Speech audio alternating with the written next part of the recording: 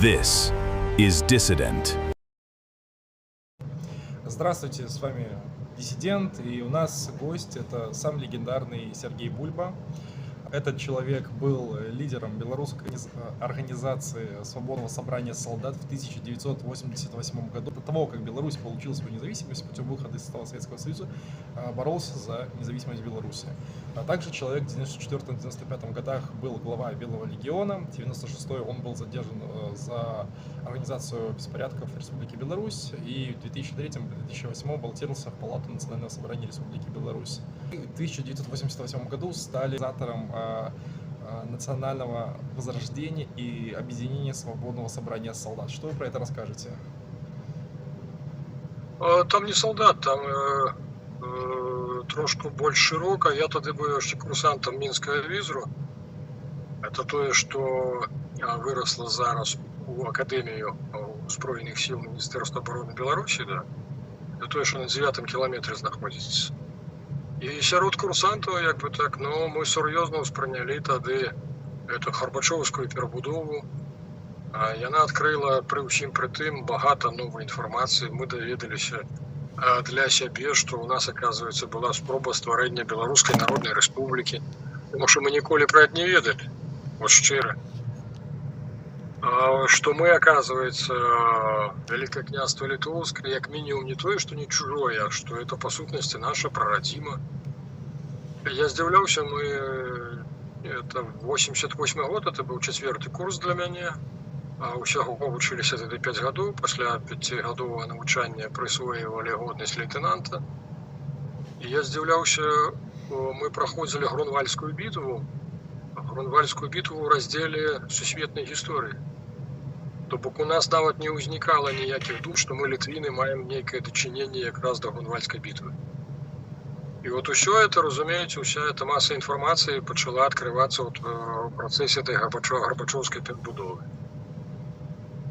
Цікава, вот сёння якраз азнаёміўся з інтэрв'ю з Ігоря, тэлеграм-канал «Хто ведае з Ігор». Вот ён выказвае меркаванне з такой падзякай для Гарбачова, што, кажа, вот ягоная як быццам бы нерашучасць і тое, што ён дапусціў развал Савецкага Саюза, тое яно і дзякаваць Богу. І што вот якраз Гарбачоў са сваёй этой нерашучасцю даў свету 30 гадоў, у прынцыпе, адлігі пасля вот этой халоднай вайны, і за гэтыя 30 гадоў, маўляў, людства акцэнтавала свае ўкладанні фінансаў і развіццё менавіта медыцыны, тэхналогіі, у тым ліку і штучнага інтэлекту, тое, што мы бачым на сённяшні дзень, а не войнам. А вот якраз з прыходам Пуціна ўсё это як бы перакулілася назад, і зараз усе змушаныя траціцца якраз на абаронку, на ўзбраенне. Цікавая думка мяне, як бы так, такім. 9-й год у нас быў выпуск. Натуральна, тады яшчэ камуністы былі моцныя, а ў мяне адправілі служыць аж на кітайскую мяжу лейтенанта праз меркаванне. Сказалі, ну, поедзеш, лейтенант, там беларусаў выхоўваць. Я кажу, а што, іх там багата? Мне это жартам, іх там вообще нет.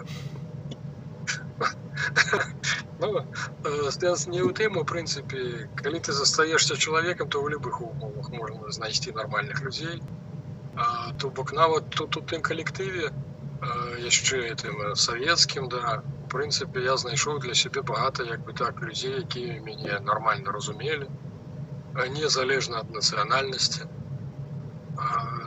І, у прынцыпе, я скарыстаўся сітуацыяй, калі звальнялі, у сэнсе, калі выводзілі савецкія войскі з Манголіі, то мяне вот якраз пад гэта, у прынцыпе, звольнілі нават абсалютна гарманічна па скарачэнні штатаў. Я напісаў недзе 5 рапартоў, каб мяне перавялі на заслугу Беларусь, ну, але ж мне пастаянна адказвалі, месцаў няма. Апошняе, што стала для мяне, скажем так, знакавым, калі я папрасіўся, напісаў рапорт, каб мне дазволілі завочнае навучанне у Беларускім дзяржаўным універсітэце, на што камбрыг, як бы так, абмуцюкаў, кажа, лейтенант, ты чё, самы разумны? Ну, пасля гэта я разумеў, што, у прынцыпе, што там няма пра што з імі гаварыць. Я напісаў рапорт на звальненне, і, у прынцыпе, нават тыя ж самыя рускія афіцэры, з якімі мы часам спрачаліся і па нацыянальных тэмах, А ў прынцыпе нават мой камбат напісаў такую характарыстыку, што камбрыг калі ўбачыў, кажа, слухай, это што, на звальненне ці на пазачарговае званне? Парваў пры мне, не саромеючыся, і прымусіў майго камандзіра напісаць новую. Ну, адзінае, што як бы той нічога кепска не напісаў, адзінае, ну, ён данецкі сам быў. Ну, але ж 89-й год, то яшчэ далёка ад усіх гэтых падзеяў ЛНР, ДНР. Ну, и той написал, что типа много читает, политику партии не поддерживает. То бок это вот в таких вот недобрых якостях, что много читает, да, это уже шкодно, да, для советского человека. А тым не менш, нават солдаты мяне вылучили были у кандидатам у союзный парламент яшчэ до развала Советского Союза. Конечно, подняўся, ушчаўся вялізны гвалт. Вплоть до того, что с штаба, у нас штаб знаходзіўся ў 120 километрах, прыехаў асабіста начальник политотдела, пачаў усіх угаворваць, что так не можна, что вот ёсць, ну, вот, полковник достойны, які там вот упэўнены камуніст, вот за яго трэба галасаваць, яго трэба, а не вот нейкага бунтаря тут, это, понимаете ли. Ну, але ж тым не менш, 89-й, да, у 91-м я уже вярнуўся ў Беларусь. У прынцыпе, адразу уключыўся у, скажем так, да я, па сутнасці, не выключаўся, таму што за час перабывання вот там на кітайскай мяжы, ну, разумееш, там як бы так забавак асабліва не было чым займацца, таму што наш дывізіён стаяў, ну, самая бліжэйшая вёска это 28 километров, и сам туды пёхам не пойдзеш, а камандзір як бы аўто не дасць службовае. То, адпаведна, кожны займаўся, хто самагонку гнаў, хто ў карты гуляў, ну, то бок нармальныя забаўкі. Адзін я займаўся як бы беларуска-расійскім вайсковым слоўнікам, чытаў антыкамуністычную літаратуру, як адзначыў мой данецкі камандзір. Ну і фактычна вярнуўшыся ў 91-м, я адразу як бы так, тады якраз утвараўся беларускі гуманітарна-адукацыйна-культурны цэнтр. Это тое, што пазней вырасла у ліцэй, беларускі ліцэй. Вот якраз я там быў адміністратарам, то бок дапамагаў усё это арганізоўваць, ставляць на ногі. Ну, а потым ужо як бы так зразумеў, што тут трэба мець свой бізнес.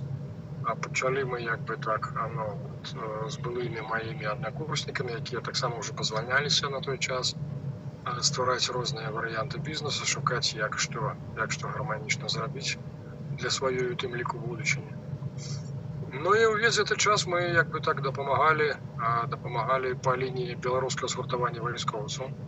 Тады дуже багата афіцераў беларусаў служыла па розных кропках Советского Союза, і, ну, як бы так, Расія не была зацікаўлена ў іх вяртанні. І мы якраз вот цераз дэпутатаў, Галіна Семдзянова, светлая памяць, Лёня Дзейка, я так разумею, што ўжо таксама пайшоў. Менавіта дэпутаты таго 12-13 склікання яны вельмі дапамагалі якраз у гэтым пытанні. А потым, калі узначаліў беларускае згуртаванне вайскоўцаў Мікола Статкевіч, які таксама быў выкладчыкам у тым самым ВІЗРу, дзе я быў курсантам. Ну, але ж недзе, напэўна, годзе ў 95-96 Мікола вырашыў, што палітычныя задачы для БЗВ вычарпаныя і што ён ідзе ў палітыку. Ну, это ягоны быў выбар. Як бы моладзь не пагадзілася, мы тады стварылі, мы адышлі ад Статкевіча, па сутнасці, мы стварылі Белую легію. Пачалі яго, в прынцыпе, разгадоўваць па ўсёй Беларусі. 96-й год, глядзіце, стаў для нас такім знакавым вельмі. Хто, можа, старэйшы, можа, чуў пра спробу аднаўлення Савецкага Саюза камуністамі, якая звалася ГКЧП. Такая абрэвіатура, напэўна, багата хто чуў. Да. То вот падчас якраз, калі ў Маскве стваралі гэта ГКЧП, то мы ў Мінску выйшлі. Да. То я ўжо па храналогіі трошку адсунуў, да. То бок это, відаць, трошку раней было, напэўна, год 93-й, вот калі мы стварылі БЗВ, я перапрашаю, да. І то бок вот тады мы сустрэліся як бы так і са Статкевічам, бо падчас навучання ў мінскім візру былі другія афіцеры, які нас падтрымлівалі. Міколу я сярод іх не бачыў.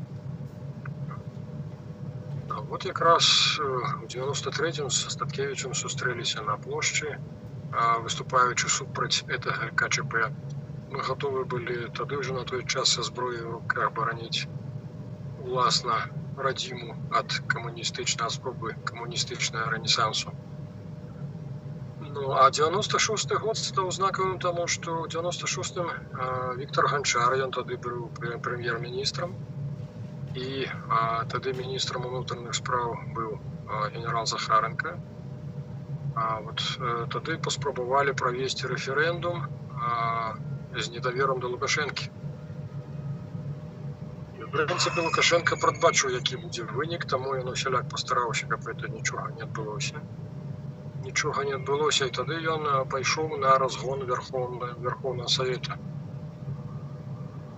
Пайшоў на разгон Верховного Совета. Яго, дарэчы, потым у Мінску быў якраз па лініі АБСІ, узначаліў місію Ханс Георг Вік. Ён мінулым былы нямецкі выведнік. І ён якраз запытаўся Лукашенко, кажа, што вы робіце? Вы ж разумееце, што за гэта як бы тэрміну даўнасці не будзе, то бок гэта вам ніколі не даруецца. Але ж Лукашенко ўжо тады адказаў, што я дацарую да тых часоў, калі пакуль яшчэ будзе здароўе дазваляць, і перадам уладу таму, хто мне і маёй сям'і нічого не зробіць. То бок трэба прызнаць, што Лукашенко, бачыць, ён паслядоўны зараз. Вот у чым пытанне. То бок ён вельмі добра ведаў. І я для сябе пераканаўся, што заўсёды ў жыцці ведай, чаго ты хочаш.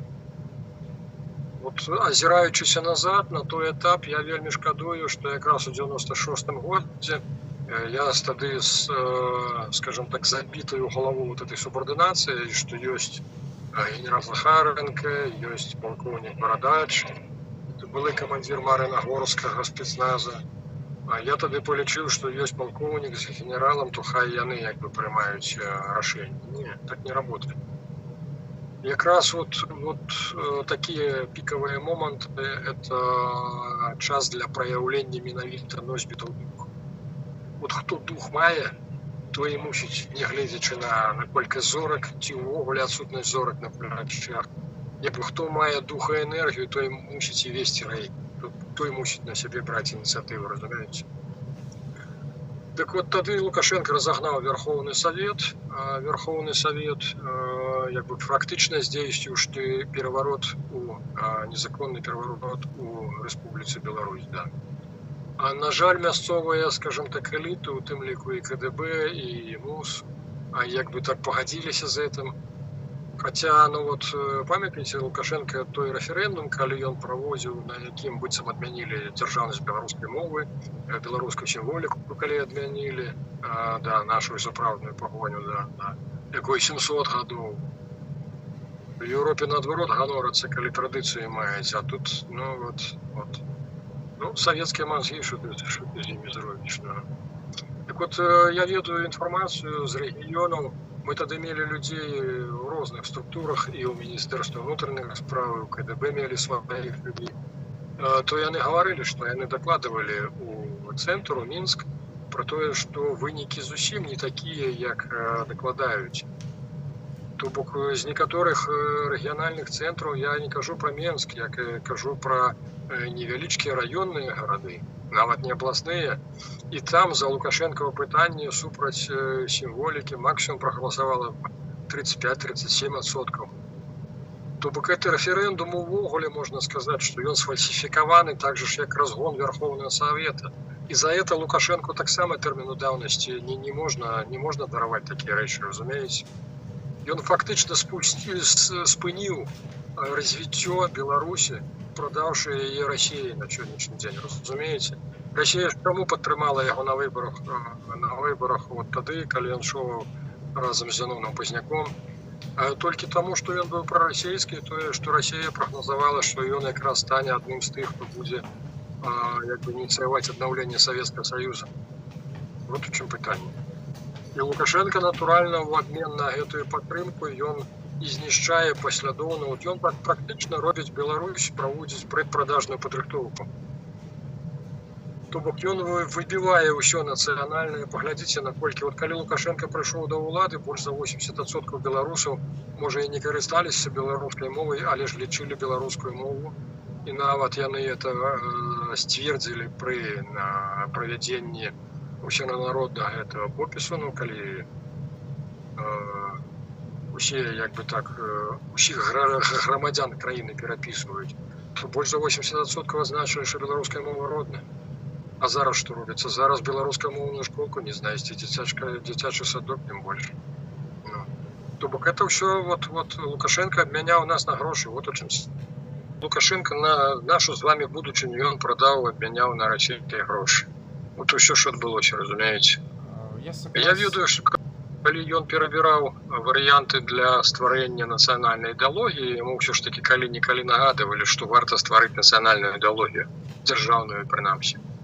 То яго на пэўным час вельмі ўразіла таксама Вялікае княства Літоўскае. Ён пра яго, напэўна, таксама нічого не ведаў, як у прынцыпе, ну, шчыра прызнаюся, як і мы да 80-х гадоў, да 90-х.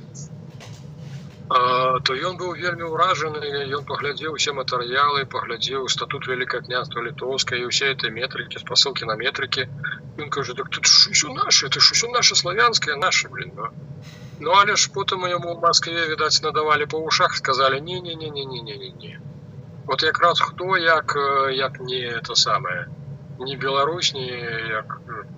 Калі лічыць, што ў прынцыпе, што гістарычная летапісная Літва знаходзілася не цяперашняя Літва, а менавіта сапраўдная Літва знаходзілася на нашай тэрыторыі, то Масква ні з кім больш не ваявала, чым з намі. 300 гадоў перманентнай вайны.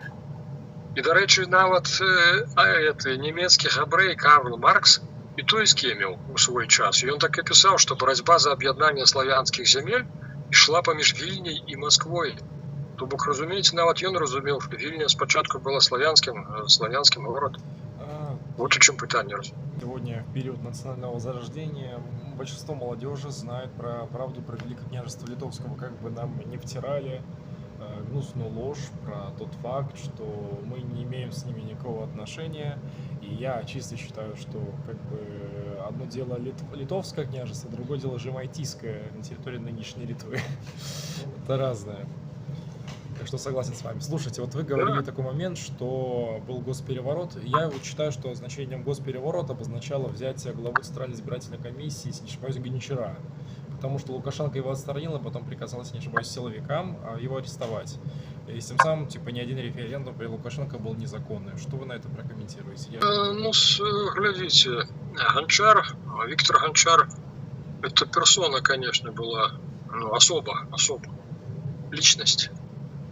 То бок, разумееце, вот глядзячы на беларускі парламент, часам, асабліва вот позняя то лукашэнкаўская ўжо палатка, там тэлекамера, калі прабягаецца па зале, ну, ў прынцыпе, зачапіцца, шчыра кажучы, няма за што. Такія ўсе нафталінавыя нейкія, не ведаю, адкуль іх падаставалі, з якіх куфараў. Ну, а вот Гончар, да, Гончар это быў асоба, дастаткова моцная асоба, амбітная асоба по-свойму. Ну, але ж мы разумеем, што амбіцыі это як бы якраз добра, што калі чалавек мае амбіцыі і ведае такое, што ён хоча. Ну. Таму вот ён якраз праяўляў сваё, ну таму яго сярод нас на сённяшні дзень няма. А мы ў той час ён абсалютна давяраў нам. То самае, ад Белага легіёна мы выстаўлялі ахову да яго. А менавіта як бы спецоў, рэальных спецоў. І хто яго потым, як бы так вот, перад знікненнем за 2 тыдні, ён мяне ў панядзелак выклікаў, якраз я прывёз новую змену да ягонай аховы. Ён зараней не папярэджваў нічога, вот я прывёз новую змену, ён кажа, зайдзі, хай хлопцы хай пасядзяць у аўто, а ты зайдзі. Я заходжу да яго, і ён вот, я быў здзіўлены, што як пад гіпнозам. Типа, я принял решение, что типа моя известность, есть гарантия моей безопасности. И я говорю, Виктор Иванович, вы реально понимаете, что в стране уже нету правил игры? Не, я принял решение. И вот я кажу, чему я скажу, як под гипнозом, потому что называется, вот я его вот рукой перед вашим машине, так шкляный погляд абсолютно. Такое ўражанне, быццам вот як нейкі кантроль, вонкавы. Я не ведаю, як это нават акрэсліць. І ўрэшце рэшт ён сказаў, што дзякую, типа спасибо. Я удивлен, что вообще с этой стороны кто-то, имеется в виду с демократической стороны, способен профессионально работать. Я типа вам очень благодарен, но он по-расейску больше размаўляў так. То кажа, при ўсім пры тым усё ж таки здымае ахову, потому что я прыняў рашэнне, что гарантия моей безопасности — это моя известность. Я тады зняў ахову, і вот літаральна выйшаў на мяне цераз дзень ягоны як бы адзін з ягоных спонсораў з таким пытаннем, кажа, ты когда ты последний раз был в отпуске? Я неяк задумаўся, як бы такія часы былі жвавыя, што не да гэтых, не да вакацыяў было, не да адпускоў. Я так подумаў, що кажу, напэўна, ўжо год 5 чи 6 не быў. Ён кажа, бяры пару байцоў з сабой і едьце, маўляў, это самае адпачніце. І я, шчыра кажучы, у прынцыпе, я не чакаў таму, што Ганчар не папярэджваў, што такі што ён будзе здымаць ахову. Я думаў, што мы як бы будзем задзейнічаны далей. А тут пры такім раскладзе я сапраўды думаю, да ладно, поеду-ка я сапраўды як бы так з'езджу, пачну. І мы тады, сапраўды з парай хлопцаў нашых паехалі ў Крым. Яшчэ украінскі, я спадзяюся, ён і будзе украінскім далей, як бы адпачылі, і назад мы ўжо калі вярталіся, тады яшчэ пейджеры былі, не мабілкі, а пейджеры. І на пейджерах тады інфармацыя захоўвалася, по-моему, 10 дзён. І мы от Сімферополя, у меня тады быў Nissan Patrol, ён дизельны, ён не вельмі хуткасны. То мы доехали от Сімферополя, доехали до Мікашевіч, і стали ночевать. Якраз оказывается, у тую ноч, калі пропаў Ганчар, калі Красовскі пропаў. І цікава то, што як бы так на пейджер запрасіў інфармацыю і бачу, што Ганчар прыслаў мне запрашэнне ў эту самую лазню 3 разы, і прычым з 3 дублямі. То бок для яго, відаць, это таксама важна было.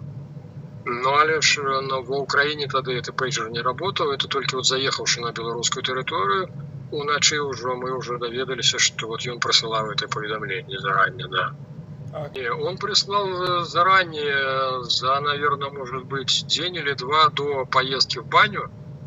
Он прислал продублировал 3 раза, чтобы мы тоже приехали, чтобы он пригласил нас на встречу. Что типа будет кто-то важный из офицеров лукашенковских служб, который чуть ли не готов идти на сотрудничество, то, мол, подъедьте тоже в баню, вместе поговорим. Но я эти сообщения получил уже, собственно говоря, только когда мы переехали украинскую границу, когда он уже, видимо, уже и пропавший был. Я почему сказал, что на пейджерах хранилась информация 10 дней, то есть за все 10 дней он пейджер сбросил, когда мы переехали границу. То есть последняя информация, которую получили от пропавшего без вести Гончара, это кто-то приедет высокопоставленный от Лукашенки, после чего он пропал. Да, так и есть. Довольно интересно, кстати. Глядите, важный момент, у 96-м, якраз пасля гэтай референдума, пасля усяго, што было з Віктором Гончаром, з Захаренком, то, в принципе, и мяне не минула тая ж самая доля. А мяне комитетчики. То бок эскадрон смерти у нас от початку КГБ займалась. Не тыя, на кого пальцем показывают, что там типа это краповое братство, что это они там занимались, ассоциацией воинов спецназа. КГБ. Мяне конкретно вывозил закапывать, кіраваў в 96-м годзе, кіраваў офицер, з якім мяне, ладно, не буду называть, познаёміў вельмі вядомы у пазіцыйных колах персонаж, представіўшы, что маўляў, этот человек учился с моим братом, и такой человек. Просто он мне забыл сказать, что этот человек узначальвае отдел по борьбе с терроризмом белорусской КДБ. Такие у нас демократы, да. Так вот это самый полковник, оказалось, потым і кіраваў, калі от мяне ў 96-м вывозілі закапываць да Паслуцк у лес. Да. Я тады перажыў клінічную смерць ад колькасці страчанай крыві. Так у нас было двое, а іх это самае, іх 6 чалавек. То бок нас просто, мы не паспявалі на ўсе удары адказваць, што называецца, з усіх бакоў. Потым нас закінулі ў машыну, завезлі ў лес. Типа, ну что, сука Банаевская, блядь, бери лопату, иди себе, блядь, копай могилу, блядь. Ну, я говорю, да пошли вы, блядь, на 3 литра, блядь. А потом так это доходит, я говорю, лопату? Я говорю, давай лопату, блядь, хоть может одного из вас наберу, блядь. Тут они уже, типа, блядь, меня на 3 литра посылают, типа, блядь. Я кажу, так вы разберитесь, блядь, копать, не копать. Ну, я не ведаю, на чым што закончылася, таму што прыйшоў іхні старшы. У меня на руках тады быў яшчэ не пашпарт, а УДЛ, удостоверение личности офицера. Вернуў мне документы, вернуў пейджер. Ну и маўляў, ладно, все, валіце.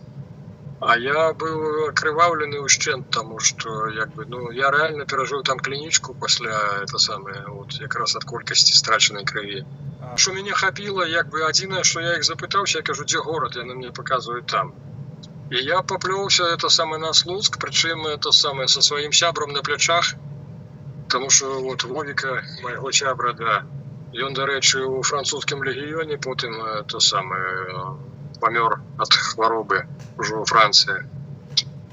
То вот узваліў Вовіка, афоніў на плечы і павалок аж да самого Слуцка, Там у нас быў сябар наш. Я калі сярод ночы так патэлефанаваў, пазваніў яму ў дзверы, яны падняліся перапалоханыя, жонка страціла прытомнасць, паглядзеўшы на мяне, таму што я ўвесь у крывішчы быў, то яны мяне якраз закінулі ў бальнічку. 3 тыдні я потым ляжаў у этой больнице. Позашивалі, ўсё, дзюрак было, вот, і пад вачыма, і на галаве, тут да халеры. Адзінае, што дзякую нашим слуцкім лекарам, што на твары яны так зрабілі касметычныя швы тонкімі ніткамі. Не такімі грубымі, як тут на галаве, а яны так капоты, маўляў, загаілася і не відаць было практычна. Так яно на сённяшні дзень амаль не відаць, калі не прыглядацца. Вот такі вот досвед атрымаў. І пасля таго, як я, у прынцыпе, выйшаў з той бальнічкі, я шчыра прызнаюся, што такі перыяд быў не самы лепшы. Таму што ты разумееш, што ты так на тэрыторыі, варожай тэрыторыі, дзе спецслужбы ўсё кантралююць, і невядома, прыйдуць, даб'юць, не прыйдуць, не даб'юць, халера ведае, якая ў іх, што ў іх там у галаве стрэльнена. І некаторы час так актыўную дзейнасць мы прыпынілі. Але ж недзе так неўзабаве цераз колькі месяцаў сабраліся вузкім колам, якраз па лініі Белага легіёна, і прыйшлі да высновы, што, ў прынцыпе, у Беларусі ўжо правілаў гульні ніякіх няма, то бок Лукашенка будзе дзейнічаць па беспрыдзелу, што называецца.